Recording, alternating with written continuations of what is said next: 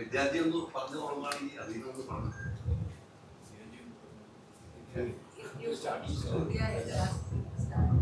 എല്ലാവർക്കും നമസ്കാരം. ഇത് ഒരു എന്താ പറയുക, ഒരു മൊമെന്റസ് ഒക്കേഷനാണ് ഇത്. ഇതുപോലെ വേറെ ഏത് പടത്തിലും നടക്കുമോ എനിക്കറിയില്ല. പിന്നെ ഒരു അപൂർവമായ ഒരു വിഷയമാണ്. അതായത് ഞാൻ ആദ്യം എൻ്റെ അഴകിയറാണൻ തൊട്ട് വരുമ്പോൾ ആ ജനറേഷൻ അന്ന് എൻ്റെ പാട്ടുകൾ ആസ്വാദിച്ച് മനസ്സിലാക്കി എന്നോട് സ്നേഹം കാണിച്ച് ആ ജനറേഷനുണ്ട്. പിന്നെ ആ ജനറേഷൻ എന്നോട് പാട്ടുകളോടെയാണ് വളർന്നത്. ആ ജനറേഷൻ കടന്ന് ഇപ്പോൾ ഇന്നും അടുത്ത ജനറേഷൻ വന്നു. പിന്നെ ഈ ജനറേഷൻ കൂടി ആ പാട്ടുകളെ അത്രത്തോളം ആസ്വാദിക്കുന്നു. അത് കേൾക്കുമ്പോൾ തന്നെ അപ്പോൾ സംഗീതം സത്യമാണ്. I realize that I know that music is God. For me it is God. So ഈ സത്യസന്ധമായ ഈ സംഗീതം നമുക്ക് ഓർക്കുമ്പോൾ, അതിനു വേണ്ടി നമുക്ക് ശ്രമിക്കുമ്പോഴും അതിന് കൃത്യമായിട്ട് അതിൻ്റെ പ്രതിഫലമുണ്ട്. Maybe it is delayed but it is never denied അല്ലേ? അപ്പോൾ ബട്ട് ഈവൻ ഈ പടം 24 years ബാക്ക് റിലീസായപ്പോഴും ഇതിലെ പാട്ടുകളൊക്കെ വളരെ മനോഹരമായിട്ട് എല്ലാവരും ഏറ്റെടുത്തു. അത് ഒരു ഹരമായി മാറി പോയി. പിന്നെ അപ്പോൾ ഉള്ള യങ്സ്റ്റേഴ്സ് എടുത്തത് അതിൻ്റെ ഒരു പ്രണയഗാനങ്ങളാണ് അതിലെടുത്തത്. പിന്നെ മ്യൂസിക്കലായിട്ട് ഉള്ളത് ഈ ജനറേഷനിൽ വരുമ്പോൾ ഇപ്പോൾ സമയമായ ഒരു 5 കൊല്ലം മുമ്പായിട്ട് വരുന്ന ഈ ജനറേഷനാണ് ഈ മ്യൂസിക്കിന് I think they are more relating to the musicality of the അതിൽ ഉള്ള ഡെപ്ത്. പിന്നെ എല്ലാവരും I find so much of music in Kerala. Basically everyone is a singer and everyone is a talented singer. God has blessed so much. So അവർക്ക് അതിനുடைய depth അറിഞ്ഞിട്ടാണ് അവരിപ്പോൾ അത് എന്താ പറയുക, they are celebrating that music. I mean I'm very very happy for that. I'm very happy to be part of the caucus unit with CBG. We have done so many beautiful films. All films were musical hits. ഇതുവരെ ഉള്ള എല്ലാ പടങ്ങളും. So but ഇന്നലെ ഞാൻ ചെന്ന് തിയേറ്ററിൽ കാണുമ്പോൾ അതിൻ്റെ അതായത് ഞാൻ ഒറിജിനലായിട്ട് ചെയ്തത് എനിക്ക് ഓർമ്മയുണ്ട്. പിന്നെ ഇപ്പോൾ കാണുമ്പോൾ ഇതൊരു പുതിയ പടമായിട്ടാണ് ഞാൻ കാണുന്നത്. ഇതിൻ്റെ ഒരു കംപ്ലീറ്റ് റീ എഡിറ്റഡ് വേർഷൻ അല്ലെ, കംപ്ലീറ്റ് ഒറിജിനലിൻ്റെ ഐ തിങ്ക് ഓൾമോസ്റ്റ് ഒരു 30 minutes 25 minutes മേലെ they have removed the unwanted scenes. And പടം കാണുമ്പോൾ എനിക്ക് തോന്നിയത് I was watching an English film. அந்த അതാണ് എൻ്റെ തോന്നൽ. And it was very beautiful experience watching with the audience. And ഈ പടത്തിൻ്റെ ഷമാവും I think through Caucus Media Entertainment, when she has taken up the reins from C.R. Caucus, now she is continuing the legacy. And this being a part of her legacy, I think it's going to do a lot of good for you, Sharma. God bless you. And we have to thank all the media for C.R.J. Paranyadu pole atharathodam irunnu they have promoted the film. They have given so much of attention to the film.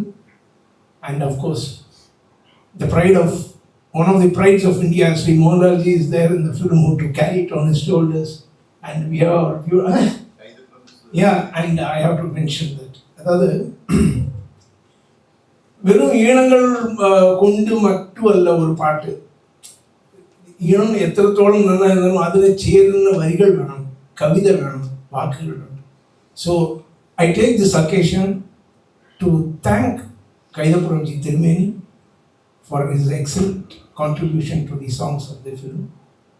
And പാട്ടുകളെല്ലാം ഒരു വഴിയെന്ന് പറഞ്ഞാൽ പിന്നെ ഈ എന്തരോ മഹാനുഭാവവും നമ്മൾ ഒരു കീർത്തനം എടുത്തിട്ട് അവർ പറയുമ്പോൾ ഇത് ഇങ്ങനെ ഇത് വിശാൽ കൃഷ്ണമൂർത്തി എന്ന് പറയുന്ന ഇവർ ഒരു ഇന്റർനാഷണൽ എന്താ പറയുക അക്ലൈംഡ് മ്യൂസീഷ്യനാണ് from India. And that too from south India എന്ന് പറയുമ്പോൾ എനിക്ക് പെട്ടെന്ന് തോന്നിയത് അതാണ്. ഫ്രം സൗത്ത് ഇന്ത്യ പറയുമ്പോൾ നമുക്കെല്ലാവർക്കും we have a humbleness in our heart. എത്രത്തോളം നമുക്ക് അറിവിരുന്നാലും I think we have to நம்ம அந்த விட்டு ஒன்றும் கிடைக்கிறது நமக்கு வந்து we have a humbleness, we still respect our elders. So the song should be Endaro Mahanubavu, saluting all the great legends before us, all the great masters of music. அதை எடுத்து செய்யும்போது it was wonderful and of course അത് ചെയ്യാൻ ഉദ്ദേശിച്ചത് ഞാനാണ്, ചെയ്തത് അവനാണ്. And that is God's presentation to our film and to my music career. So I thank God in this occasion. And നിങ്ങൾക്ക് ഏതെങ്കിലും ചോദിക്കണമെങ്കിൽ എന്നോട് ചോദിച്ചോളൂ. ഇപ്പം കഴിഞ്ഞ ദിവസം ഇന്നലെ സിനിമ കണ്ടു എന്ന് പറഞ്ഞല്ലോ, ഞങ്ങളെല്ലാവരും കണ്ട സിനിമയാണ്. 24 വർഷം മുമ്പ് ഈ സിനിമ സാറ് കണ്ടിരുന്നു. ഇന്നലെ കണ്ടപ്പോൾ ഫീലും പറഞ്ഞിരുന്നു. പക്ഷെ അന്ന് കാണുമ്പോൾ അന്നും കണ്ടിട്ടുണ്ടാവില്ല. അന്ന് തിയേറ്ററിലാണോ കണ്ടതെന്ന് എനിക്കറിയില്ല സാർ. തിയേറ്ററിലാണോ അന്ന് കണ്ടിരുന്നത്? അന്ന് തിയേറ്ററിലാണ് കണ്ടത്. അല്ല, അന്ന് കാണുമ്പോൾ ഇവർ എനിക്കൊരു പ്രിന്റ് അയച്ചു ഇവിടുന്ന്. ആ പ്രിന്റ് ഇന്നും കിടപ്പുണ്ട് എൻ്റെ അടുത്ത്. എൻ്റെ സ്റ്റുഡിയോയില് I still have the DTS print എന്നോടുണ്ട് എൻ്റെ സ്റ്റുഡിയോയിൽ. ഞാൻ പ്രിന്റ് ഇട്ടിട്ട് കണ്ടതാണ്. I have to mention നമ്മുടെ അവർ ആരെ ഫിക്സ് ചെയ്തത്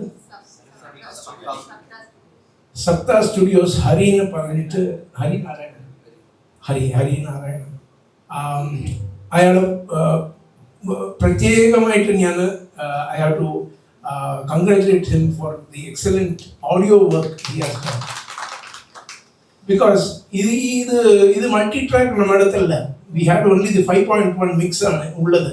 പിന്നെ എല്ലാ ട്രാക്സും മിക്സ് ചെയ്തിട്ട് DTSന് വേണ്ടി അന്ന് ചെയ്ത ഈ 5.1 ട്രാക്സ് ആണ് നമ്മുടെ അടുത്ത് ഉള്ളത്. പിന്നെ അതുകൊണ്ട് അറ്റ്മോസ്ഫിയറിലേക്ക് അവർ മാറ്റി അത് ഇടുമ്പോൾ ക്വാളിറ്റി ഇത്രത്തോളം അത് കെടാതെ അത് ചെയ്തത് വളരെ ശ്രദ്ധയോടും he has done with very good finesse. So I congratulate Hari Narayanan on this occasion. And അല്ല, അതിപ്പം 4K ലേക്ക് മാറ്റിയപ്പോൾ സാറിനൊരു ഡൗട്ടുകൾ ഉണ്ടായിരുന്നു. അല്ല, 4K എന്ന് പറയുന്നത് പിക്ചറിന്റെ ക്വാളിറ്റിയാണ്. അല്ല, 4K ലേക്ക് മൊത്തം മാറ്റും. അതാണ് നമ്മുടെ സ്ക്രിപ്റ്റ് റൈറ്ററുള്ള പുള്ളി ഇനി 4K ലേക്കുള്ള യാത്രയെന്നാണ് പറഞ്ഞത്. സാർ എങ്ങനെയാണ് അത് കാണുന്നത്? 4K okay. അല്ല, അങ്ങനെയല്ല. പടത്തിന് എന്ത് അത്യാവശ്യം തേവയോ അതുപോലെ തന്നെ നമ്മൾ പടം ചെയ്യാറുണ്ട്. ഇപ്പൊ ഇത്രത്തോളം അഡ്വാൻസ്മെന്റ് ആയിട്ടും ചില ഇംഗ്ലീഷ് പടങ്ങൾ നമ്മൾ കാണുമ്പോൾ ബ്ലാക്ക് ആൻഡ് വൈറ്റ് എടുക്കാറുണ്ട് അവര്, അല്ലേ? 35mm black and white. പിന്നെ അതിന്റെ മാക്സിമം ഇമ്പാക്ട് ആ സ്ക്രിപ്റ്റിനെ ഏത് തരുവോ അതാണ് മീഡിയം അവർ ചൂസ് ചെയ്യുന്നത്. That is A directors concept. അത് ഞാനൊന്നും പറയാനില്ല. പിന്നെ ഡയറക്ടറാണ് ചൂസ് ചെയ്യുന്നത് ഇത് എങ്ങനെ കാണണം അവർ ഉദ്ദേശിക്കുന്നു അതുപോലെ വരുന്നുണ്ട്. So it is not whether it is in 4K, Dolby Atmos, 5.1, 7.1 tower എല്ലാം ഇത് ഒന്നുമില്ല. സിനിമയുടെ ഒരു പരാജയം സാർ എങ്ങനെയാണ് അന്നത്തെ എനിക്ക് കഴിഞ്ഞ ദിവസം സിബി സാറിന്റെ ഇന്റർവ്യൂ പറഞ്ഞു, സിബി സാർ സിനിമ വരെ ഉപേക്ഷിക്കാൻ തീരുമാനിച്ചു, അങ്ങനത്തെ ഒരു പരാജയം കാരണം എന്ന് പറഞ്ഞു. സാർ ആ സിനിമയുടെ അന്നത്തെ ഒരു പരാജയം, നമുക്ക് അന്നും ഇഷ്ടപ്പെട്ട ഒരു സിനിമയാണ്, പരാജയപ്പെട്ടു. വീണ്ടും ഇന്നലെ കണ്ടു കഴിഞ്ഞപ്പോൾ പെട്ടെന്ന് തീർന്നു പോയല്ലോ എന്നുള്ള ഇതായിരുന്നു ഞങ്ങൾക്കൊക്കെ ഉണ്ടായിരുന്നു. ആ ഫീലാണ് ഇനി കുറച്ചും കൂടെ വേണമായിരുന്നു തോന്നിപ്പോയി. സാർ അന്ന് ആ സിനിമ പ്രേക്ഷകർ ഏറ്റെടുക്കാതെ സാറിന് എന്തായിരുന്നു തോന്നിയത്? അല്ല, എൻ്റെ ജീവിതത്തിൽ ഞാൻ അധികം കണ്ടത് ഫെയിലിയേഴ്സ് ആണ്, സക്സസ് അല്ല. സോ അത് എനിക്ക് it was part and parcel of. പിന്നെ ഞാൻ ഒട്ടും പ്രതീക്ഷിച്ചില്ല ഇതുപോലത്തെ പടത്തെ ഇവർ കാണുമെന്നാണ് ഞാൻ വിചാരിച്ചത്. ഇവർ ഏറ്റെടുക്കും, ഇവർ കാണുമെന്നാണ് ഞാൻ വിചാരിച്ചത്. പിന്നെ എൻ്റെ വിചാരം തെറ്റിപ്പോയി. പിന്നെ ദാറ്റ് വാസ് എ ഡിസപ്പോയിൻമെൻറ്റ്. പക്ഷേ അന്ന് ഞാൻ തമിഴിലും കുറേ പടങ്ങൾ ചെയ്യുന്നുണ്ട് ആ കാലത്തെ. So I didn't have much of disappointment. Because ഇത് കഴിഞ്ഞിട്ട് പിന്നെ പെട്ടെന്ന് ഞാൻ ചെയ്തത് മീശ മാധവനാണ് ഇത് കഴിഞ്ഞിട്ട്. So I had so many films on my hand. So ഇവർ പറയുന്നത് പോലെ ബിക്കോസ് ഹി പുട്ട് ഹിസ് എന്താ ഈ പടത്തിന്റെ മുമ്പോട്ട് 24 years he was working on the film. That is what Sibi sir told. So I mean his loss is not comparable, it is incomparable. For me இந்த படம் சரியா ஓடிட்டிല്ലെങ്കിൽ അടുത്ത പടം ഉണ്ട് നമുക്ക് ചെയ്യാൻ. അവർക്ക് അങ്ങനെയല്ലല്ലോ. അവർ he has invested his life, a part of his life into the film.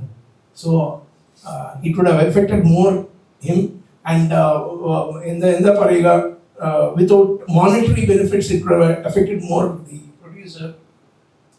You understand? The technicians because കുറേ പടങ്ങൾ ചെയ്തു വരുമ്പോൾ നമുക്ക് ഒരു പടം അങ്ങനെ ശരിയായിട്ട് ഓടിയില്ലെങ്കിലും അടുത്ത പടത്ത് അത് കവർ ചെയ്തിട്ട് പോയിക്കൊണ്ടിരിക്കുകയാണ് നമ്മൾ.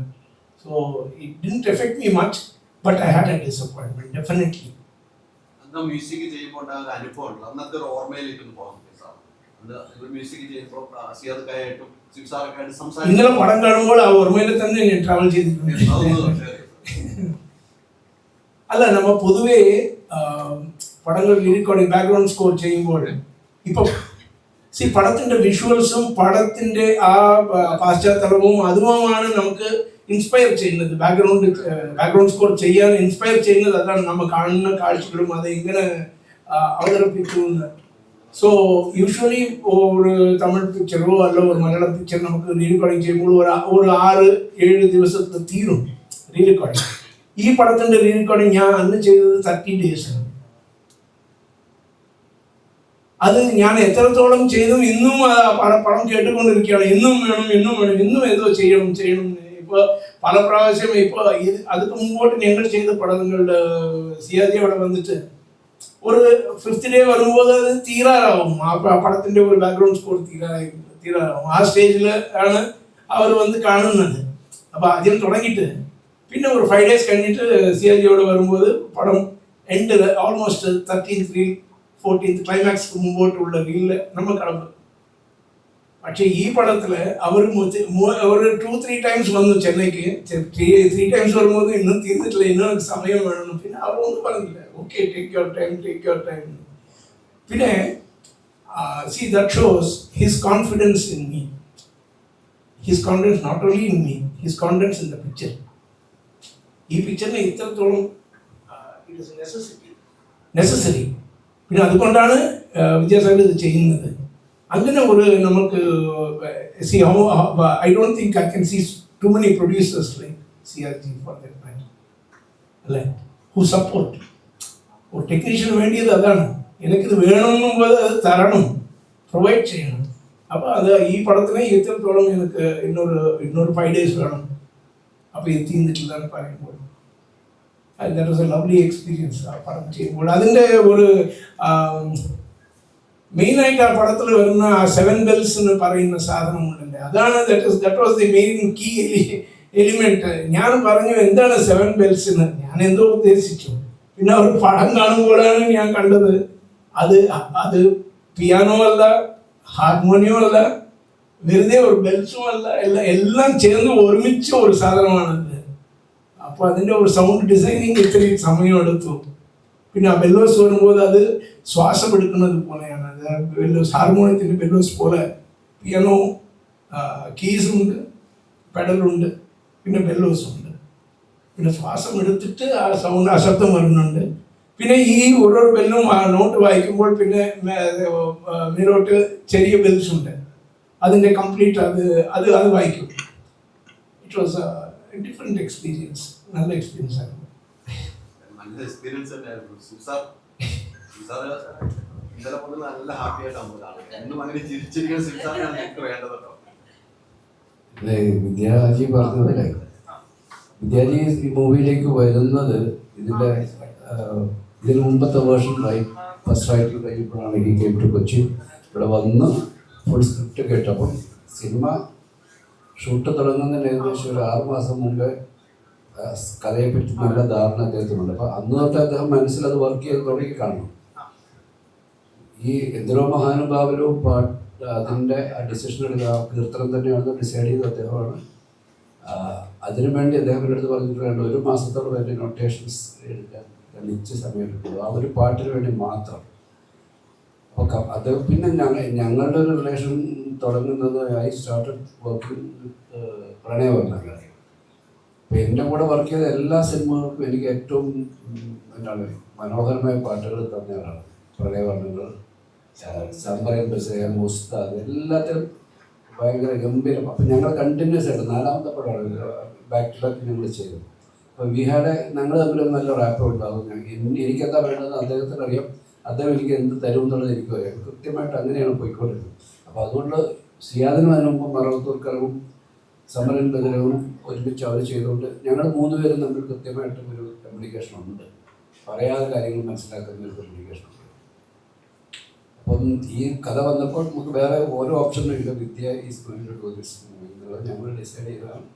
So he was very much part of this movie from the even before we start shooting.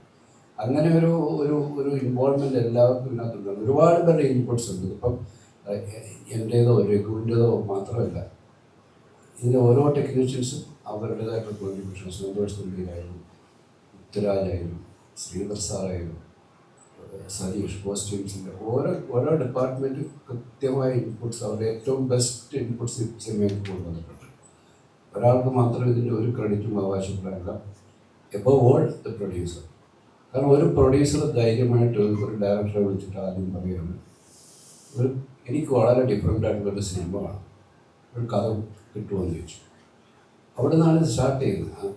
ആർട്ടിസ്റ്റുകൾ പ്രശ്നമല്ല, ആക്ടർ അതൊക്കെ പിന്നീട് കഥ കൊണ്ടുവരും. കഥയ്ക്ക് പറ്റുന്ന ബാക്കിയെല്ലാം കൊണ്ടുവരിക.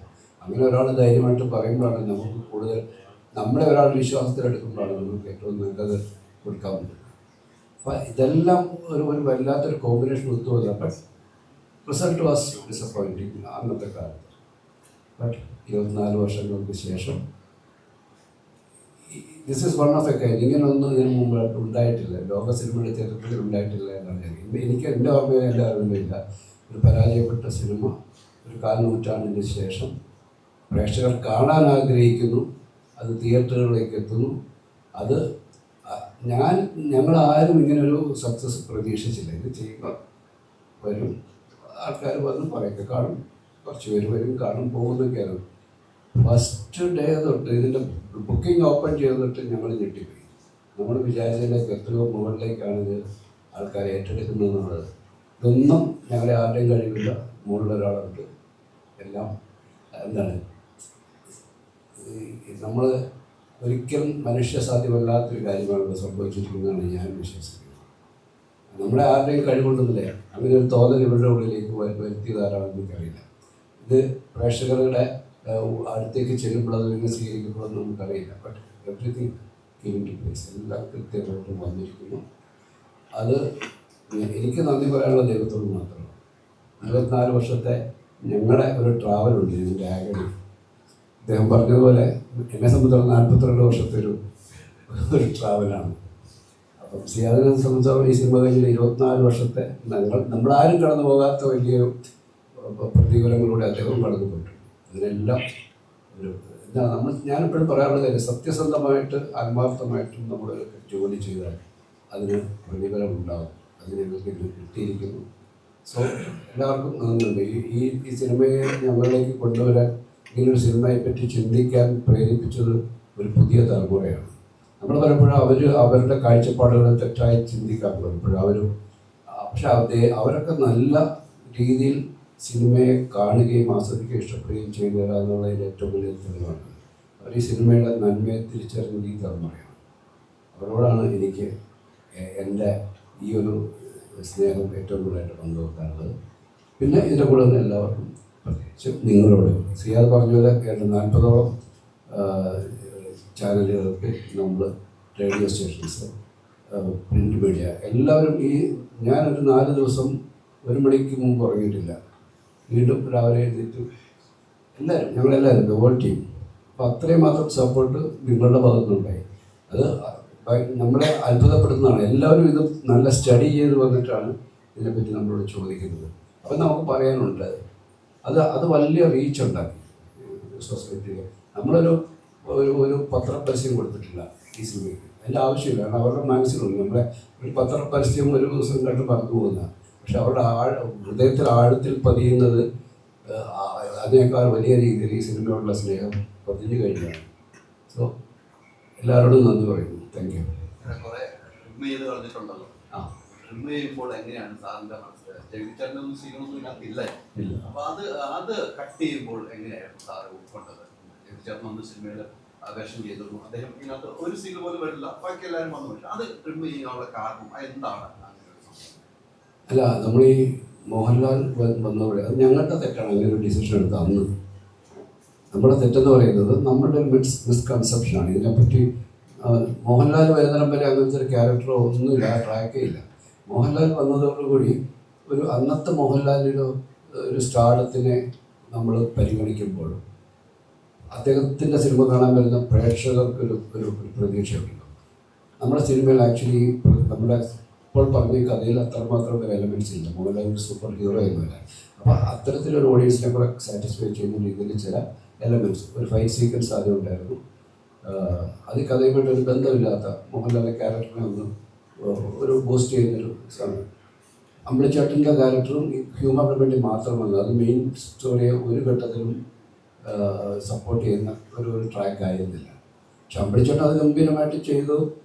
ഒരുപാട് പേര് ചിരിക്കുന്നുണ്ട്. ചിലരൊക്കെ ഇപ്പോഴും പറയുന്നുണ്ട് അമ്പിളിച്ചേട്ടനെ മിസ്സിംഗ് ആണെന്നൊക്കെ പറയുന്നുണ്ട്. പക്ഷെ ഈ കഥയ്ക്ക് അത് ആവശ്യമില്ല. അമ്പിളിച്ചേട്ടൻ എൻ്റെ കൂടെ ഒരുപാട് പടങ്ങൾ ചെയ്തു. എൻ്റെ ഒരുപാട് ഗംഭീരമായ എന്താണ് കഥാപാത്രങ്ങൾ എൻ്റെ സിനിമയിൽ ചെയ്തിട്ടുണ്ട്. അപ്പോൾ പക്ഷെ അദ്ദേഹത്തിൻ്റെ കുഴപ്പമില്ല, ഞങ്ങൾ ചെയ്ത തെറ്റായ ഡിസിഷനെ ഞാനിപ്പോൾ കറക്റ്റ് ചെയ്തതാണ്. ഈ സിനിമയ്ക്ക് ഏറ്റവും ആവശ്യമായ കാര്യങ്ങൾ നമ്മൾ കഥ മാത്രം പറഞ്ഞു പോവുകയാണ്. 34 മിനിറ്റാണ് ഞാനിതിനകത്ത് എഡിറ്റ് ചെയ്തത്. 2 മണിക്കൂർ 46 മിനിറ്റ് ഉണ്ടായിരുന്ന സിനിമ ഇപ്പോൾ 2 മണിക്കൂർ 12 മിനിറ്റാണ്. അത് ആരും അമ്പിളിച്ചേട്ടനെ മിസ്സായത് പടം കഴിയുന്നതിനും വരെ പറഞ്ഞിട്ടില്ല. പടം കഴിഞ്ഞപ്പോഴാണ് അമ്പിളിച്ചേട്ടൻ ഉണ്ടായിരുന്നല്ലോ എന്നൊക്കെ ചിന്തിച്ച് തുടങ്ങിയത്. അപ്പോൾ അതുകൊണ്ട് തന്നെയാണ് അത് മോഹൻലാൽ ആദ്യത്തെ ഫൈറ്റ് ആവശ്യമില്ലായിരുന്നു. രണ്ടാമതൊരു ഫൈറ്റ് ഉണ്ട്, അതും ഞാൻ കൃത്യമായിട്ട് ഇത് എഡിറ്റ് ചെയ്യുന്ന ഇച്ചിരി ടഫാണ്. കാരണം നമ്മൾ മിക്സഡ് സൗണ്ട് ട്രാക്ക് വെച്ചിട്ട് എഡിറ്റ് ചെയ്യും. മ്യൂസിക്കും ഡയലോഗൊക്കെ മിക്സ് ചെയ്ത് കിടക്കാം. അത് നമുക്ക് സെപ്പറേറ്റ് ചെയ്തെടുക്കാൻ പറ്റുന്നില്ല. മറ്റു റീ റെക്കോർഡിങ് ട്രാക്സ് നമുക്ക് മൾട്ടിപ്പിൾ ട്രാക്സ് ഉണ്ടായിരുന്നു. ഡയലോഗുമായിട്ട് മിക്സ് ചെയ്യുന്ന പോർഷനിൽ കട്ട് ചെയ്താൽ മ്യൂസിക്കും ജമ്പാവും ഡയലോഗും ജമ്പാവും. അപ്പോൾ സൈലൻസ് ഉള്ള സ്ഥലങ്ങളൊക്കെ നോക്കി മാത്രമേ ഇത് ചെയ്യാൻ പറ്റുള്ളൂ. അത് വളരെ എന്താണ് നന്നായി ചെയ്യാൻ കഴിയും. ഭയങ്കര ബുദ്ധിമുട്ടാകും. ചില കാര്യങ്ങൾ നമുക്ക് കട്ട് ചെയ്യണമെന്ന് ആഗ്രഹിക്കുന്നത് കട്ട് ചെയ്യാൻ പറ്റാത്ത സാഹചര്യങ്ങളുണ്ടായപ്പോൾ ഞങ്ങൾ ചില ട്രിക്കൊക്കെ അതൊക്കെ ഉപയോഗിക്കേണ്ടി വന്നു. അപ്പോൾ ഈ അമ്പിളിച്ചേട്ടൻ്റെ സീക്വൻസ് അതുപോലെ തന്നെ കൃത്യമായിട്ട് മാറ്റാൻ കഴിഞ്ഞു. മോഹൻലാലിൻ്റെ ആ ഫൈറ്റ് തുടങ്ങുന്നതിന് മുമ്പ് കാളവണ്ടി പൊക്കുന്നത് ആ ഫൈറ്റിൻ്റെ എൻഡിൽ വരുന്ന ഷോട്ടും ആദ്യത്തെ ഷോട്ടും കൂടെ ഒരുമിച്ച് കട്ട് ചെയ്യാൻ പറ്റി. അതൊക്കെ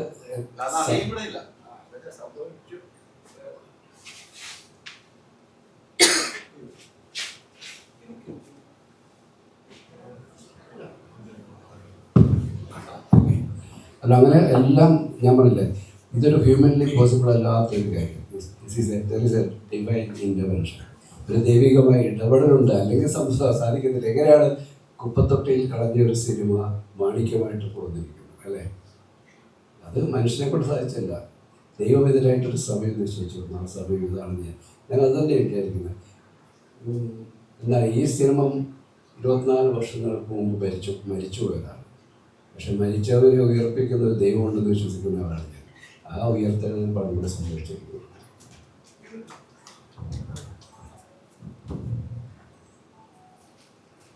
ഇങ്ങനെ പടം കാണുമ്പോൾ എന്താണ് എക്സ്പീരിയൻസ് എന്ന് പറഞ്ഞില്ലേ? പിന്നെ അതിൻ്റെ എനിക്ക് തോന്നുന്നത് ഞാൻ പറയാം. ഇത് ആദ്യമായിട്ട് ഞാൻ ചെയ്തത് ഒരു മലയാള പടമാണ്. പിന്നെ ഇന്നലെ ഞാൻ കണ്ടത് ഒരു ഇംഗ്ലീഷ് പടമാണ്. You know it is very close to an English film. അതിൽ പ്രൊട്ടാഗണിസ്റ്റ് ഉണ്ട് ഇംഗ്ലീഷ് പടങ്ങളിൽ. അത് യൂഷ്വലി ഒരു വലിയ ആർട്ടിസ്റ്റ് പെർഫോം ചെയ്യും. ബട്ട് ആ ക്യാരക്ടർ മെയിൻറ്റെയിൻ ചെയ്യും. അതിന് അൺവാണ്ടഡ് ആയിട്ട് ഒന്നും സീൻസ് വരാറില്ല. അൺവാണ്ടഡ് ഇത് you just go with the subject the whole film. ഈ പടവും അതുപോലെ തന്നെ ഇന്ന് കാണുമ്പോൾ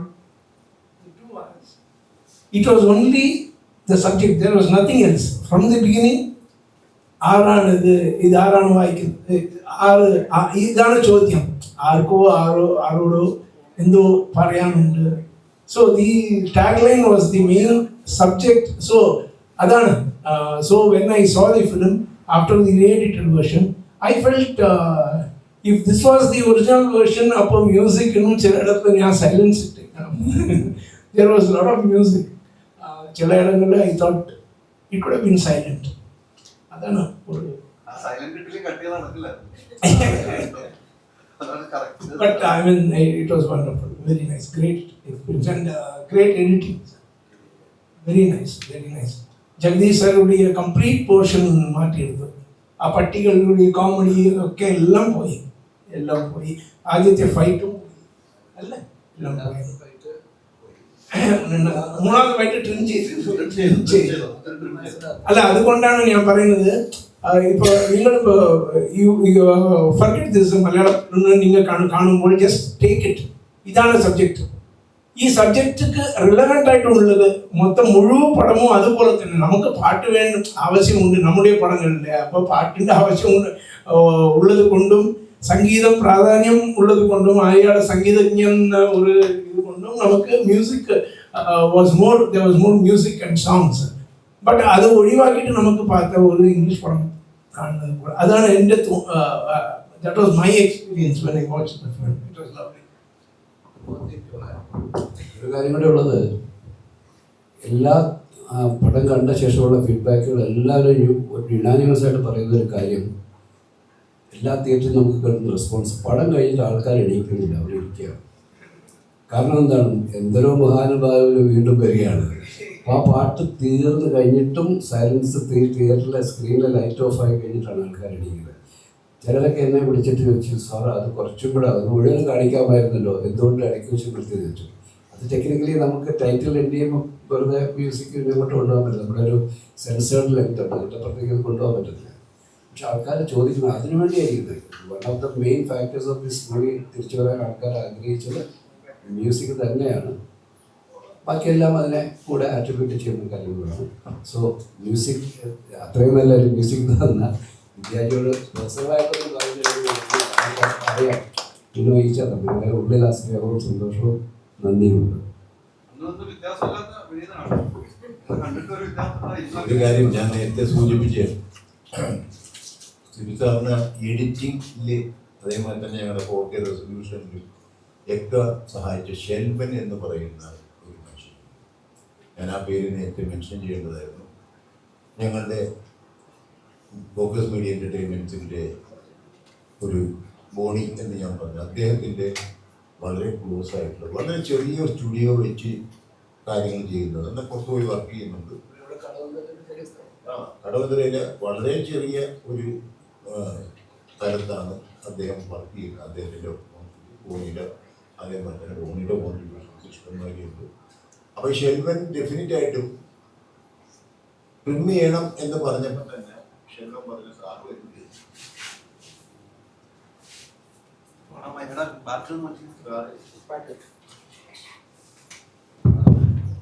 സാറ് വരില്ലേ? അത് ഞാൻ പറഞ്ഞു ഡെഫിനറ്റായിട്ടും ഞങ്ങൾ ആദ്യം പടമൊന്ന് കാണാം. അപ്പോൾ ഷെൽവൻ്റെ തിയേറ്ററിൽ തന്നെ ഞങ്ങൾ പടം കാണുന്നു. സിബി സാറുണ്ട്, അവസാനം പിന്നെ രഘുതാൻ കലഗിരിയുണ്ട്. അങ്ങനെ ഞങ്ങളെല്ലാവരും ഫസ്റ്റ് എന്തുണ്ടായിരുന്നു അത് കണ്ടു. അതിനുശേഷമാണ് സിബിയും ഷെൽവനും ബോണിയും കൂടെ ഇവിടുത്തെ കട്ടിംഗ് പോയിന്റാണ്, ഇവിടുത്തെ കട്ടിങ് ഏതൊക്കെയാണ് കട്ടിങ് പോയിന്റ്സ് എന്നുള്ളത് ഡിസ്കസ് ചെയ്യും. അത് കറക്റ്റായിട്ട് ചെയ്തു. അത് ഡെഫിനറ്റായിട്ടും അത് ഒരു ആർട്ട് ഓഫ് എന്താ പറയുക അപ്രീഷിയേറ്റ് ചെയ്യേണ്ട ഒരു വർക്കാണ്. അപ്പോൾ നാച്ചുറലി ഷെൽവന് അദ്ദേഹം ഇവിടെ വന്നിട്ടില്ല എന്നത് എനിക്ക് തോന്നുന്നു. എനിക്ക് തോന്നുന്നു അദ്ദേഹത്തിൻ്റെ കല്യാണം കണ്ട് ഉറപ്പിക്കുക ഒരു സന്തോഷ വർത്തമാനമാണ്. ഈ പടം തീർന്നപ്പോഴത്തേക്കും ഈ പടത്തിൻ്റെ വർക്ക് തീർന്നപ്പോൾ പുള്ളി കല്യാണം ഉറപ്പിക്കാൻ പോയി. നല്ല നല്ല ശുഭമുഹൂർത്തത്തിൽ തന്നെ നടന്നു. ഉറപ്പിച്ചിട്ടേ ഉള്ളൂ, കല്യാണം നടക്കട്ടെ. അതെ, അപ്പം അത് ഡെഫിനറ്റായിട്ടും അത് മാത്രമല്ല സപ്ത അത് രാത്രി എന്നുള്ള പ്രശ്നമില്ല അവിടെ. ഞങ്ങൾക്കൊരു ഓപ്പൺ ഗേറ്റ് ആയിരുന്നു. അപ്പോൾ അത് ബോണിയുടെ അസോസിയേറ്റ്സ് ഒക്കെ രാത്രിയാണെങ്കിലും ഇന്നലെ ഞാൻ ചോദിച്ചപ്പോൾ സപ്തയിൽ പോയെങ്ങനെയാണ് എനിക്കറിയില്ല എന്തിനൊക്കെയാണ് ഓടുന്നത്. ഓക്കെ, ഞാനിന്നലെ സിനിമ കാണുന്ന സമയത്ത് നമ്മളെല്ലാവരും ഒരുമിച്ച് കാണുക എന്ന് പറയുന്നത് ആദ്യം സാധ്യമായിട്ടില്ല. അന്ന് ഇറങ്ങുന്ന സമയത്ത് ഓരോരുത്തർ ഓരോ തിയേറ്ററിലൊക്കെ കാണണം, അന്നിങ്ങനെ എല്ലാവരും ഒരുമിച്ച് കാണുന്ന ഒരു ശീലമില്ല. അപ്പോൾ ഇതിൽ എല്ലാ പുതിയ പടങ്ങൾ ഇറങ്ങുമ്പോഴും അങ്ങനെ പോകുന്നുണ്ടല്ലോ. അപ്പോൾ ആ രീതിയിൽ കാണാം. അപ്പോൾ അതിൽ ഞാൻ അഭിനയിച്ച ഒരു സിനിമ എന്നുള്ളതിനേക്കാൾ ഞാനൊരു സിനിഫൈ എന്നുള്ള രീതിയിൽ, ഒരു പ്രേക്ഷകൻ എന്നുള്ള രീതിയിലാണ്, അത്ര എക്സൈറ്റഡ് ആയിട്ടാണ് ഞാൻ തിയേറ്ററിൽ ഇരിക്കുന്നത്. അപ്പോൾ ഏതൊക്കെ ഭാഗങ്ങൾ എവിടെയൊക്കെ നമ്മളെ എങ്ങനെയൊക്കെ, അപ്പോൾ പല മ്യൂസിക് നോട്ട്സ് വരുമ്പോഴും ഇങ്ങനെ കാലിനടിയിൽ ഇങ്ങനെ ഒരു ഗൂസ്ബംസ് ഇങ്ങനെ കയറി വരുന്നുണ്ട്. അപ്പോൾ ഞാൻ ഇത് ഞാൻ ഇതിനകത്ത് ഭാഗമായതുകൊണ്ടായിരിക്കും എന്നൊക്കെ വിചാരിച്ച് ഇന്റർവെല്ലായപ്പോൾ ആദ്യമായിട്ട് കാണുന്ന കുറച്ച് പേരുടെ അടുത്ത് വന്നിട്ടുണ്ട്, ചേട്ടാ പല സമയത്ത് ഞങ്ങൾ ഇങ്ങനെ തരിച്ചിരിക്കുകയായിരുന്നു. അത് ഭയങ്കര എക്സൈറ്റിംഗ് ആയിട്ട് തോന്നി. കാരണം ഇപ്പോൾ വിദ്യാജി പറയുമ്പോഴും സാർ പറയുമ്പോഴേക്കും ആലോചിച്ച് നോക്കേണ്ടത് എന്തൊരു മഹാനുഭാവലോ എന്നുള്ള സോങ് 300 വർഷം മുമ്പാണ് ആദ്യത്തെ കോമ്പോസിഷൻ ത്യാഗരാജ സ്വാമികൾ ഉണ്ടാക്കിയിരിക്കുന്നത്. അത് ഇത്രയും നൂറ്റാണ്ടുകൾ കടന്ന് ഇവിടം വരെ എത്തുമ്പോഴും രണ്ടാമത് ആ പാട്ട് വീണ്ടും സ്ക്രീനിൽ വരുമ്പോഴും പ്രേക്ഷകർ അത് കാത്തിരിക്കാൻ എഴുന്നേക്കാതെ. സിനിമയുടെ കഥയല്ല വിഷയം. ദേവദൂതനെ സംബന്ധിച്ചിടത്തോളം സിനിമയുടെ കഥ നമ്മൾ നേരത്തെ അറിയുന്നതാണ്, നമ്മൾ കണ്ടതാണ്. നമുക്കൊരു എക്സ്പീരിയൻസിന് വേണ്ടിയിട്ടാണ് നമ്മൾ തിയേറ്ററിൽ ചെല്ലുന്നത്. ആ എക്സ്പീരിയൻസ് ആളുകളെ ഇത്രത്തോളം അതിലേക്ക് കൊണ്ടുവരുന്നുണ്ട് മ്യൂസിക്കലി. കാരണം ഞാൻ വിജയജി ഇന്ന് കണ്ടപ്പോഴും ഞാൻ അതാ പറഞ്ഞത്, ആ സിനിമയിൽ പറയുന്ന മ്യൂസിക്, അയാൾ സംഗീതത്തിന്റെ രാജാവാണ് എന്ന് പറയുമ്പോൾ 2 രാജാക്കന്മാർ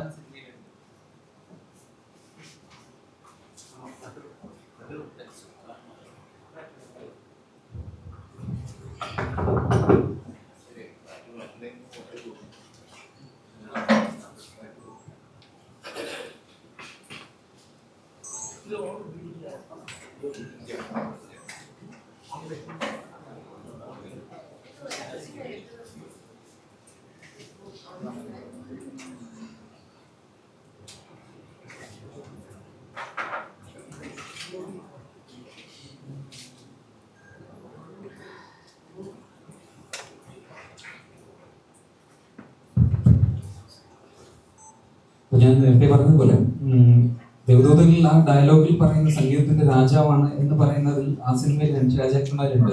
ത്യാഗരാജ സ്വാമികളിൽ നിന്ന് തുടങ്ങി ആ ഒരു കോമ്പോസിഷൻ ഞാൻ തന്നെ അഭിനയിച്ച കുടുംബസമയത്തിലും എന്തൊരു മഹാനുഭാവ സോങ് ഉണ്ട്, പഞ്ചരത്ന കൃതികളിലുള്ളതാണ്. അത് ആ സിനിമ തീരുന്നതും അവിടെയാണ്. പക്ഷെ അതിനെ ഇത്രത്തോളം എന്തൊരു മഹാനുഭാവലോ വലിയൊരു പക്ഷെ ഓർമ്മിക്കപ്പെടുന്നത് ഈ കോമ്പോസിഷനിലായിരിക്കും.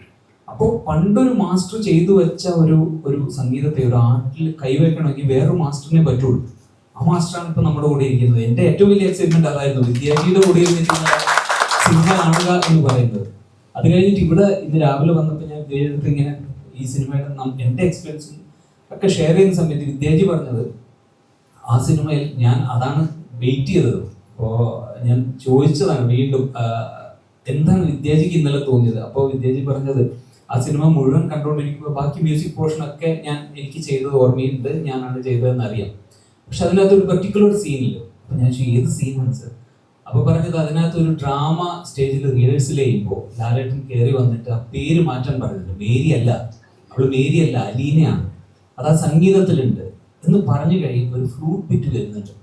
അപ്പോഴാണ് വിദ്യാജി ഇതാരാണ് ചെയ്തത് സ്വയം ചോദിച്ചത്. അതാണ് സംഗീതത്തിന്റെ. അപ്പൊ അതാണ് വിദ്യാജി അതുവരെ ആ പാട്ടിന്റെ ആ തീം വന്നിട്ടില്ല. അതുവരെ വന്നിട്ടുള്ളത് അലീനാന്റെ തീമാണ്. ബിഗിനിങ് തൊട്ട് നമുക്ക് എല്ലായിടത്തും അതാണ് വരുന്നത്. അതാണ് ആദ്യമായിട്ട് വരുന്നത്. അലീനാണ് പറയുമ്പോഴാണ് ആ മ്യൂസിക് പോർഷൻ വന്നപ്പോഴാണ് വിദ്യാർത്ഥി തന്നെ സ്വയം ഇത് ആര് ചെയ്തു എന്നുള്ള രീതിയിൽ. അത് ഭയങ്കര എക്സൈറ്റിംഗ് അല്ലേ?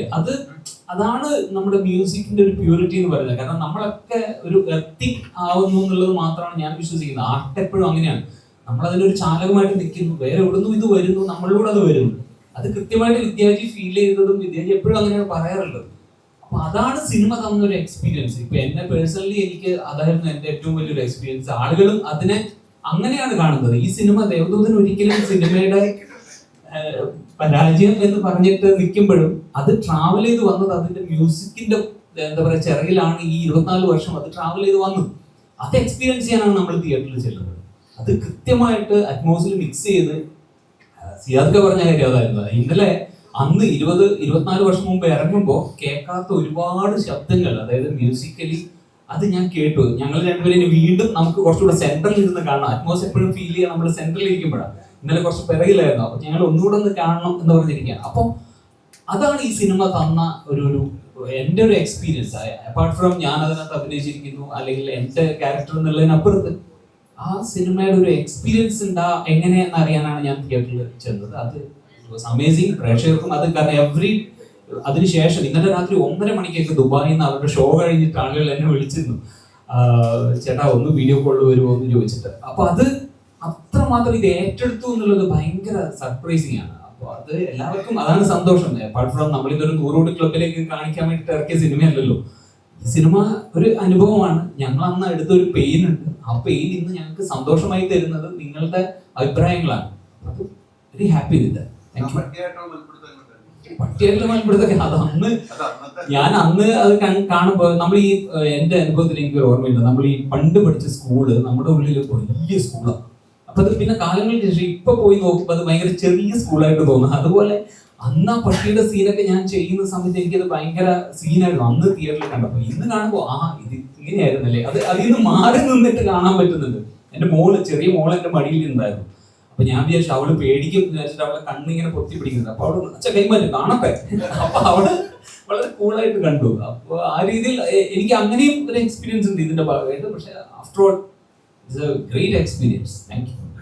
സിയാദക്കാട് ഒരു പരാജയം എന്ന് പറഞ്ഞ സാമ്പത്തിക പരാജയം ഉണ്ടായ സിനിമയാണ് 24 വർഷം മുമ്പ്. ഇപ്പം അത് വീണ്ടും സാമ്പത്തിക വിജയത്തിലേക്ക് പോകും. ഇനി നേരത്തെ പറഞ്ഞു പുതു തലമുറ മോളെ ഉൾപ്പെടെ ഇതിലേക്ക് കൊണ്ടുവന്നത്. ഇനി ഇത്തരം ഒരു സിനിമ ഇനി സിബി സാറും വിദ്യാർത്ഥികളൊക്കെ ചേർന്ന് മോളെ കൊണ്ടൊരു സിനിമ പ്രൊഡ്യൂസ് ചെയ്യുന്നതിനെ കുറിച്ച് ആളുകൾ പറയുകയാണ്. തീർച്ചയായിട്ടും ഇതന്നെ ഞാൻ പറയാനൊരിക്കുന്നത്. എന്ന് സിബിയും ഞാൻ ഒരു കോമ്പിനേഷൻ അന്നിട്ടുള്ള സൗഹൃദം, വിദ്യാർത്ഥിയായിട്ടുള്ള സൗഹൃദം വന്നു. അങ്ങനെ ഒരു കോമ്പിനേഷൻ. അതായത് ഇതൊക്കെ നേരത്തെ സിബി പറഞ്ഞ മാതിരി ദൈവം നിശ്ചയമാണ്. ഈ സിനിമയെ പറ്റിയല്ല ഞാൻ റിലേഷൻഷിപ്പ് 24 വർഷമായിട്ട് ഞങ്ങൾ അതേമായിട്ട് കിട്ടിയിരിക്കുന്നത്. ചിരിച്ച മുഖത്തോടു കൂടിയാണ് വിദ്യാർത്ഥി പറഞ്ഞത്. എൻ്റെ ചിരിച്ച മുഖം കണ്ടതാണ്. അപ്പം ആ സൗഹൃദം എന്തുകൊണ്ട് ഇപ്പോഴും നിൽക്കുന്ന ഒരു സക്സസ് വന്നപ്പോൾ കൂടി എത്തിയവരല്ലേ കിട്ടി. ഇവരാരും തന്നെ ഒരു സക്സസ് ഉണ്ട്. എൻ്റെ കട്ടകാലത്തിന് എൻ്റെ ഇതിൻ്റെ സമയത്തും എല്ലാം എനിക്ക് എന്നും താങ്ങും തളരുമായിട്ട് വരുന്നുണ്ട്. എനിക്ക് സിബിയുണ്ട്, രഘുവുണ്ട്, വിദ്യാർത്ഥിയുണ്ട്. ഇവരൊക്കെ ഫോൺ ചെയ്യും. എന്നോട് ചോദിക്കുന്ന പ്രോജക്റ്റ് പുള്ളിക്ക് പണിയില്ലാണ്ടല്ല. അപ്പം നാച്ചുറലി അത് നമ്മുടെ ഊർജ്ജമുണ്ട്. ആ ഊർജ്ജമാണ് എന്നെ ഇവിടെ വരെ എത്തിച്ചത്. അതേപോലെ തന്നെ പറയുന്നത് നമ്മുടെ ദൈവം. അത് ഏത് ഭാഷയിൽ ആര് വിളിച്ചു കഴിഞ്ഞാൽ അള്ളാഹു എന്ന് പറഞ്ഞാലും ഭഗവാൻ എന്ന് പറഞ്ഞാലും എന്താണെങ്കിലും അത് ഞങ്ങളുടെ മേളിൽ ബ്ലെസ്സിങ്സ് ഉണ്ട്. അത് ഡെഫിനിറ്റാണ്. അല്ലെങ്കിൽ ഞാൻ സർവൈവ് ചെയ്യുക. അപ്പം അത് ഡെഫിനിറ്റ്. അതേപോലെ തന്നെ ഓരോ സമയത്തും എനിക്ക് കുറേ ഫ്രണ്ട്സിനെ തരുന്നു. ആ ഫ്രണ്ട്സ് എന്ന് പറഞ്ഞാൽ എൻ്റെ തലമുറയിൽപ്പെട്ടതാണ് മിസ്റ്റർ ബോണി, അങ്ങനെ ആ ശിവപ്രസാദ്, ഇപ്പം നേരത്തെ പറഞ്ഞ പേരുകളെല്ലാം. അവരൊക്കെ ഈ വന്നത് എന്തിലുള്ള ഒരു കോൺഫിഡൻസും ഉണ്ട്. നാച്ചുറലി ആ കോൺഫിഡൻസാണ് ഇന്ന് പ്രേക്ഷകരും ഏറ്റെടുത്തിരിക്കുന്നത്. അപ്പം ഇന്ന് കാലത്തേക്ക് മലബാർ നോക്കുന്ന ഒരാൾ ഞാൻ സിബി സാറിൻ്റെ പേര് കാണുമ്പോൾ കൈയടിക്കുന്നു, വിദ്യാർത്ഥിയുടെ പേര് കാണുമ്പോൾ കൈയടിക്കുന്നു, മോഹൻലാലിൻ്റെ പേര് കാണുമ്പോൾ കൈയടിക്കുന്നു. പക്ഷേ ഇപ്പോഴും കാലിക്കറ്റില് അത് ഞാൻ മുസ്ലിം ആയതുകൊണ്ടാണോ എന്ന് എനിക്കറിയില്ല, എൻ്റെ പേര് കാണിച്ചപ്പോൾ കൈയടിച്ചു. അതെനിക്കറിയില്ല. ഒരു തമിഴ് സിനിമയിൽ പറയുന്ന പോലെ ഞാൻ വീഴുവനെന്ത് നനത്തായോ എന്ന് വെച്ചു ചോദിക്കുന്ന ഒരു ഡയലോഗ്. ഞാൻ വീഴുന്നു നിങ്ങൾ വിചാരിച്ചു. ശരിക്കും അങ്ങനെ ഒരു ഇത്രയും വലിയൊരു ലോസ് ഉണ്ടായിട്ടും സിയാദൊക്കെ ഇന്നും ഇപ്പൊ ഈ ഇരിക്കുന്ന എല്ലാവരും ഇപ്പോഴും സിനിമയിലുണ്ട്. 24 വർഷം കഴിഞ്ഞിട്ടും സിയാദൊക്കെയുടെ പടം ലാസ്റ്റ് പടം ഇറങ്ങിയിട്ട് അധികകാലമായിട്ടില്ല. ഞാനിപ്പോ ഒരു പടം അഭിനയിച്ച് വന്നിട്ട് അധിക സമയം ആയിട്ടില്ല. സിംസാറിന്റെ പടങ്ങൾ വിദ്യാർത്ഥി ഇപ്പോഴും പടം ചെയ്തിട്ടുണ്ട്. അപ്പോ ഇത്രയും പേര് സർവൈവ് ചെയ്തില്ലേ. അപ്പോ അത് അന്ന് പരാജയപ്പെട്ട ആളുകൾ വീണ്ടും ഒരു പ്രൊഡക്റ്റുമായിട്ട് വരുമ്പോ കൈയടിക്കില്ലേ. അതിനകത്ത് എന്താണ് സിയാദ് അല്ലേ? നല്ല സന്തോഷം കൊണ്ട് പറഞ്ഞതാണ്. എനിവേ വൺസ് അഗെയിൻ ഞങ്ങളോട് സഹകരിച്ച എല്ലാവർക്കും അത് ഞാൻ നേരത്തെ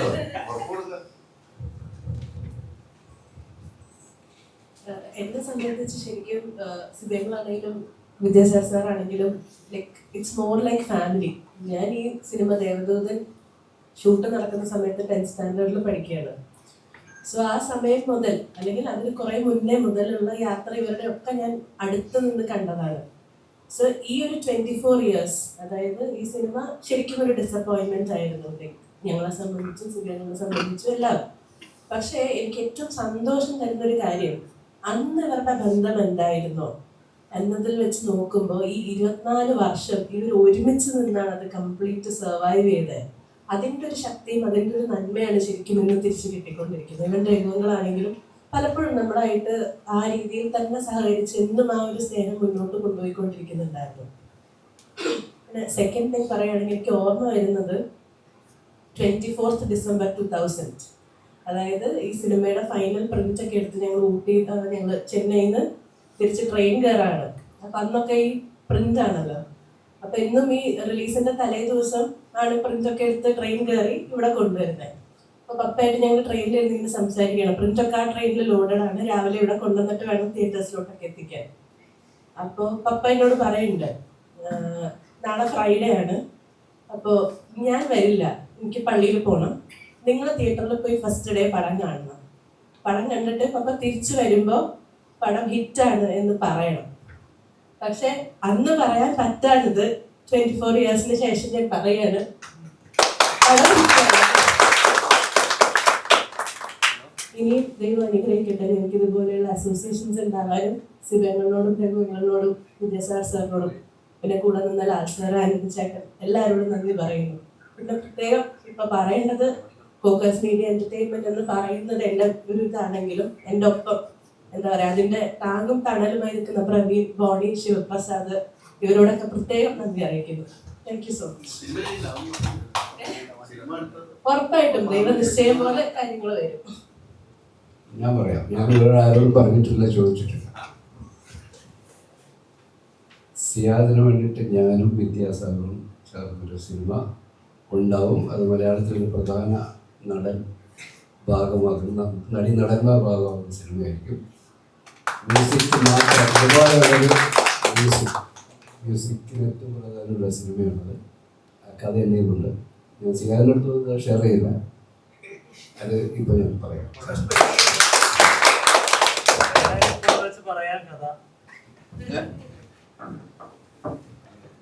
റീസൺസ് ചെയ്തുകൊണ്ട് നമുക്കിത് അവാർഡ്സിന് അയക്കാൻ പറ്റുമോ, അങ്ങനെ എന്തെങ്കിലും മ്യൂസിക്കിന്റെ? എന്തായാലും ഇനി ഞാൻ എൻ്റെ പേഴ്സണലായിട്ടുള്ള കാര്യങ്ങളിലേക്ക് പറയാം. അരിക്കുള്ള കാര്യങ്ങളാണ് എന്ന് വെച്ച് കഴിഞ്ഞാൽ ഏത് സമയത്തും വിവാദങ്ങൾ സൃഷ്ടിക്കുന്നത് എന്ത് സംസാരിക്കും വിവാദവും നിങ്ങൾ ചോദിച്ചിട്ട് definitely we are going for national award. ഇത് എലിജിബിളാണ്. ബിക്കോസ് റീസൺസുകൾ നിയമങ്ങൾ എന്തായാലും എനിക്കറിയില്ല, പക്ഷേ നിയമം പൊളിച്ചെഴുതാൻ ചിലപ്പോൾ എനിക്ക് സാധിച്ചിരിക്കും. അത് ലീഗൽ വേസ് ഉണ്ട്, അതിന് ലീഗൽ വേസ് ഉണ്ട്. നമുക്ക് ഇപ്പോൾ പ്രിയങ്കരനായ സുരേഷ് ഗോപിയുണ്ട്, ഞങ്ങൾ ഗവൺമെൻറ് അപ്രോച്ച് ചെയ്യാം. മറ്റു പലരും, സുരേഷ് കുമാറാണെങ്കിലും എല്ലാം തന്നെ ആക്റ്റീവായിട്ട് ഗവൺമെൻറ് ഇൻഫർമേഷൻ മിനിസ്ട്രി ആയിട്ട് ബന്ധങ്ങളുള്ളവരാണ്. ചിലപ്പം അമെൻമെൻറ്റ് വരാം, അല്ലെങ്കിൽ ചിലപ്പം ലീഗലി ഞാൻ ഫൈറ്റ് ചെയ്ത് കഴിഞ്ഞാലും ഗവൺമെൻറ് വിരോധം തോന്നാത്ത വിധത്തിൽ ആക്സെപ്റ്റ് ചെയ്യാം. Because definitely Sibi, Raghu and Vidyaji, ഞാൻ നോട്ട് ആസ് എ പ്രൊഡ്യൂസർ, അവർ they are deserving it. Because Santosh തുണ്ടിയിലൊക്കെ ചെയ്തു വെച്ചേക്കുന്ന ക്യാമറ വർക്കല്ലേ ഇന്ന് ആക്ച്വലി ഞങ്ങൾക്ക് ഈ എൻഹാൻസ്മെൻറ്റിൽ ഈ ചെയ്തേക്കുന്ന ഫോട്ടോഗ്രാഫി എന്ന് പറയുന്ന സാധനം, സിനിമോട്ടോഗ്രാഫി എന്ന് പറയുന്ന സാധനം ഇന്ന് റിഫ്ലക്ട് ചെയ്ത് നിൽക്കുന്നുണ്ട്. അപ്പം നാച്ചുറലി എല്ലാവർക്കും ഇതിൽ വർക്ക് ചെയ്ത എല്ലാവർക്കും തന്നെ ദേ ആർ ഡിസേർവിങ്. അതാണ്, that is my view. Definitely, I fight for approaching national award. കാരണം നിയമങ്ങൾ നിയമങ്ങളുടെ ഒരു വിഷയം വരുന്നുണ്ട്. എന്തായാലും അന്ന് റിലീസ് ചെയ്ത അന്നത്തെ സെൻസസ് അങ്ങനെയൊക്കെ നിയമങ്ങൾ വരുന്നത്. ഒരു ഫൈറ്റ് എന്ന് പറയുന്നത് എങ്ങനെ ഒരു ഫൈറ്റ് ചെയ്യാൻ പറ്റുമെന്നാണ് സിയാദ്? ഞാനത് ലീഗലി നമുക്ക് അങ്ങനെ നിയമങ്ങളെ ചലഞ്ച് ചെയ്യാലോ. എന്തെല്ലാം കാര്യങ്ങളും പഴയ കാലങ്ങളിൽ വ്യക്തമായിട്ട് മാറുന്നു. അപ്പോൾ അത് ലെറ്റ് us see. അതിപ്പോൾ നമ്മളൊരു വീരവാദം മുഴക്കി ഗവൺമെൻറ്റിനെ വെല്ലുവിളിക്കുക, സെൻസർ ബോർഡിനെ വെല്ലുവിളിക്കുക, നാഷണൽ അന്ന് ഇവിടെ പറയാൻ ആഗ്രഹിക്കുന്നില്ല. ഞാൻ പെട്ടെന്ന് പറഞ്ഞു പോയതാണ്. Definitely there will be a way. ഇത്രയും ദൈവം ഞങ്ങളെ അനുഗ്രഹിക്കില്ല, അതിനും വഴിയുണ്ട്. ഞങ്ങൾക്ക് പറയാനുള്ളത് ഞങ്ങൾ പറഞ്ഞു എന്ന് വെച്ച് കഴിഞ്ഞാൽ ഞങ്ങൾ ഇതിൽ ആർക്കോ എന്തോ ആരോടോ പറയാനുണ്ട് എന്നുള്ളത്. അപ്പം അത് ഞങ്ങൾക്ക് പറയാനുള്ളത് ഇന്ന് ഞങ്ങളുടെ പ്രേക്ഷകരോടായിരുന്നു. അത് പ്രേക്ഷകർ കേട്ടു, അവർ മനസ്സിലാക്കി. അപ്പം ഞങ്ങളുടെ ഒരു കൺക്ലൂഷൻ അതാണ്. Thank you very much. ഞങ്ങൾ ഇത്രയും സമയം ഞങ്ങൾക്ക് വേണ്ടി ചിലവാക്കി നിങ്ങൾ ഓരോരുത്തരും ഇനിയും ഇതിൻ്റെ റണ്ണ് വരുമ്പോഴത്തേക്കും നമുക്ക് ഇരിക്കാം, നമുക്ക് കാര്യങ്ങൾ ചെയ്യാം. ക്യാമറയൊക്കെ ഓഫാണ്. സന്തോഷം ഞായറാഴ്ച ഫുള്ളാണ് അല്ല അതൊക്കെ വരട്ടെ ഇതെല്ലാം ഞങ്ങൾ അനുഭവിച്ച കാര്യങ്ങളാണ്. സമ്മറിൻ ബത്തലേം ഇതിന് മുമ്പ് ചെയ്ത സമ്മറിൻ ബത്തലേം എന്ന് പറഞ്ഞ പടം വരെയും ഞങ്ങൾ സക്സസ് ആയിരുന്നു. ഞങ്ങൾക്ക് അപ്പം സക്സസും ഫെയിലിയറും ഇന്ന് ഞങ്ങൾക്കൊരു പ്രശ്നമില്ല. ഞാൻ ഏത് സമയത്തും നിങ്ങൾക്ക് എല്ലാവർക്കും കൂടെയുള്ള ഒരു ആഘോഷം പ്രതീക്ഷിക്കുക. ഇപ്പം അത് മാത്രമേ ഞാൻ പറയുന്നു. ഓക്കെ.